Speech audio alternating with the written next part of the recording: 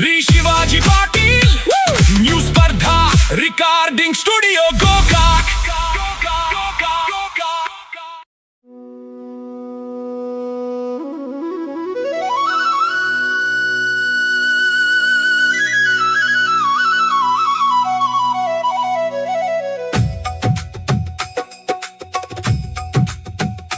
ನಿಜ ಶರಣ ಅಂಬಿಗರ ಚೌಡಯ್ಯರ ಮಹಿಮೆ, ಭಕ್ತರ ಹೃದಯದ ದಿವ್ಯ ಗರಿಮೆ, ಅನುಭವ ಮಂಟಪದ ಕೃಪೆಯ ಬೆಳಕು, ಶರಣರ ಸಂದೇಶವೇ ನಮ್ಮ ಬಾಳ ಬೆಳಕು.